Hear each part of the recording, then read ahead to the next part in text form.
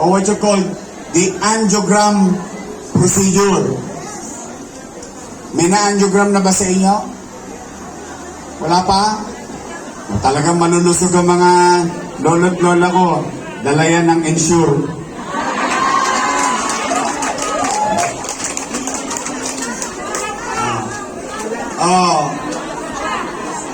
Yung wala pa, antabayanan nyo yung third batch.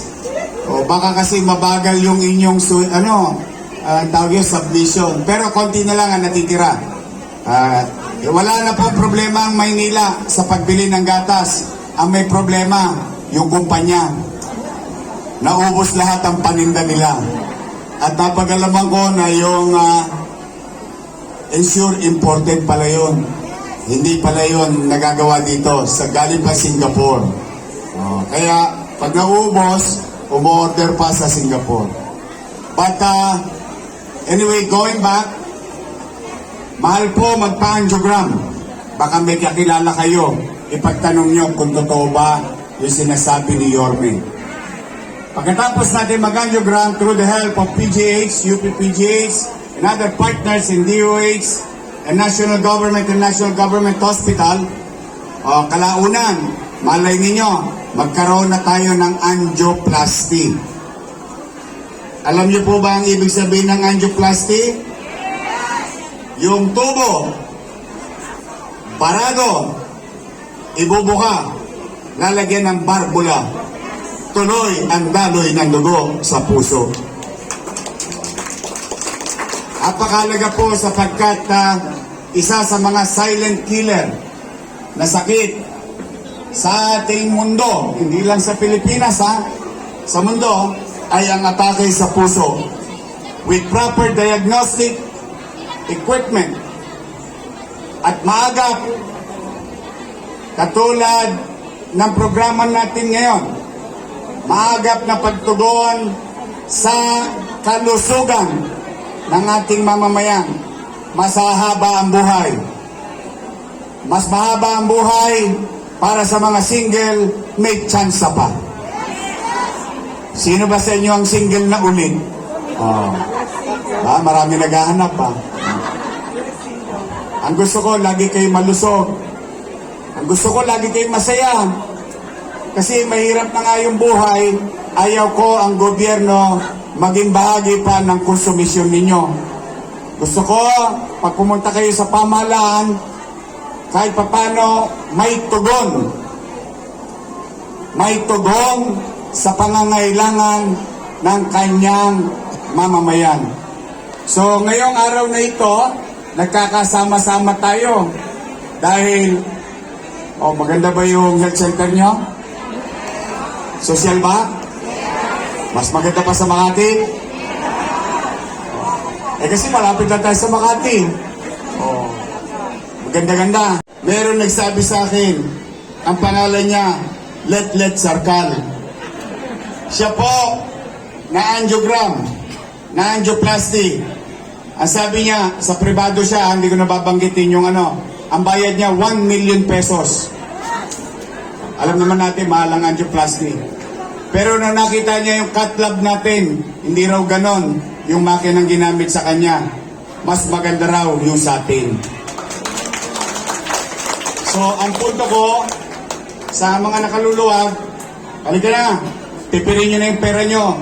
Ibenta nyo na yan sa Gedli. Impukin niyo yan. Gamitin nyo sa ibang bagay. Yung mga serbisyo, nakakailangan ninyo, magtungo kayo sa pampublikong pasilidad, pangkalusugan ng ating lungsod ng Maynila. So now, here we are today with the national government, GOCC, PhilHealth. Alam nyo po, ang PhilHealth ngayon, parang bahagi na ng City Hall ng Maynila. Opo, talagang nakikisuyo ako sa kanila. Nakikiusap ako na maging masinsin, mainam ang pagtatala ng ating mga kababayan under UHC or Universal Health Care. law. Yan, gusto kong mangyari sa Maynila na ang bawat Manileño, matanda, bata, may ngipin o wala,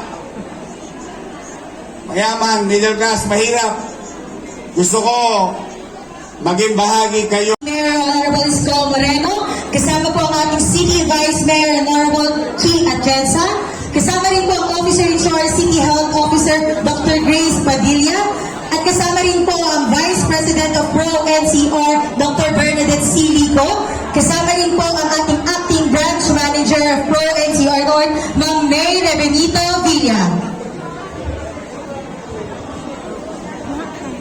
So para po sa kaalaman ng lahat, this check totaling with 663,608,686 pesos and 30 centavos.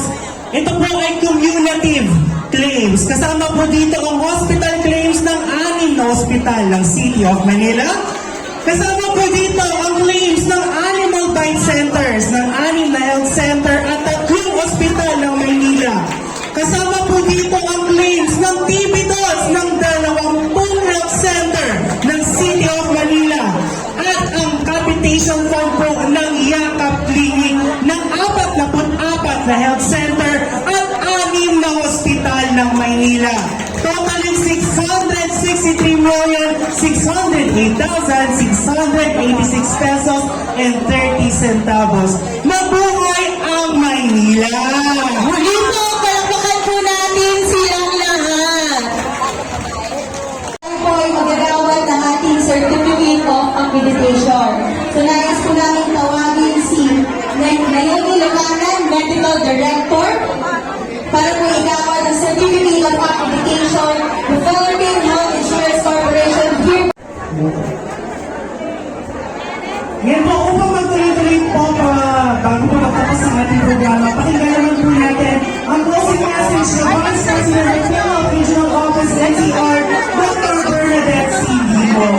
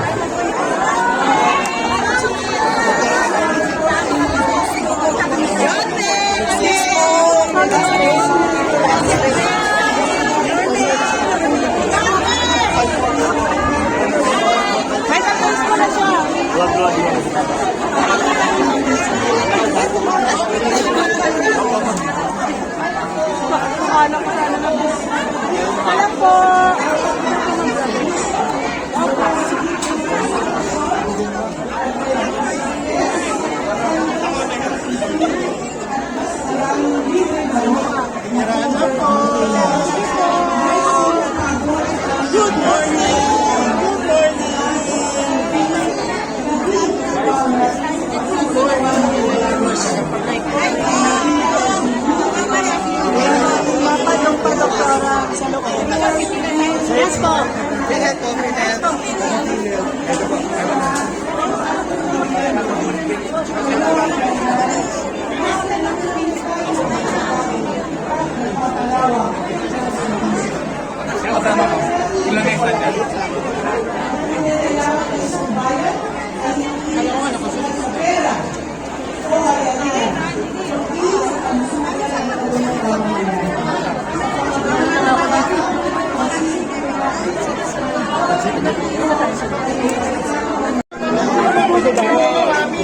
Sabi sa'yo.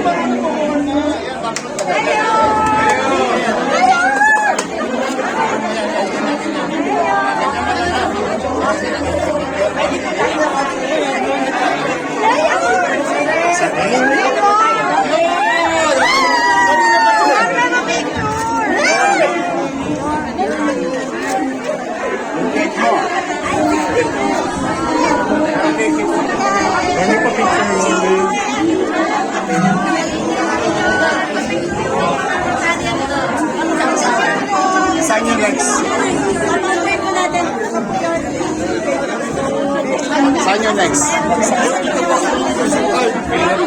Sir, Mayor, dito po tayo sa doktor. Dito po. Bago po tayo. Sir, dito po si Yorme. Dito po.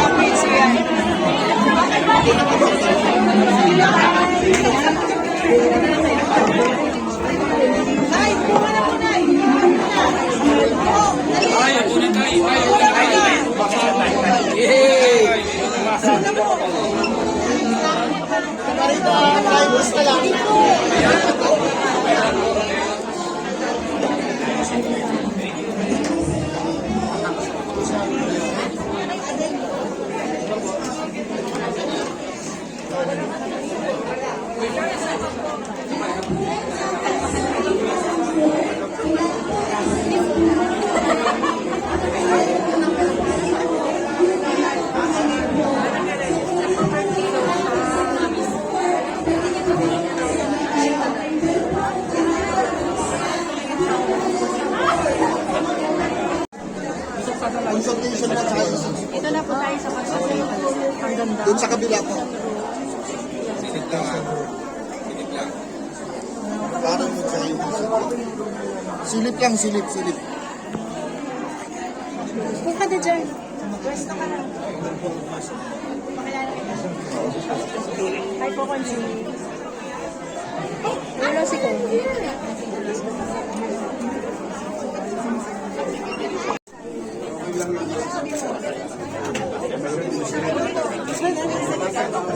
Congrats, boss. Minor surgery. Ay, sorry. Sila muna.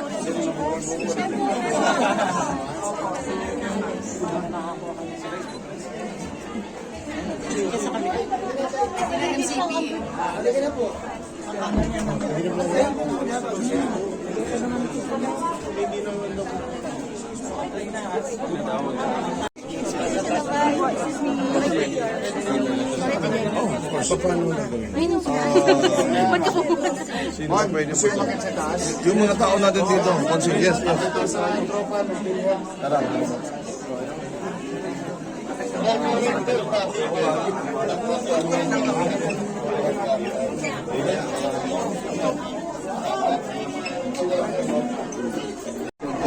Vice,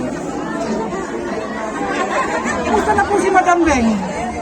Ganyan po akong dalawang sa may shepherd ng bata ako. Ngayon, 67 years old na ako. Boss, parang salita mo eh, boss. Ganyan ko pala ba? Picture po kayo. Guys, Dokme, thank you very much.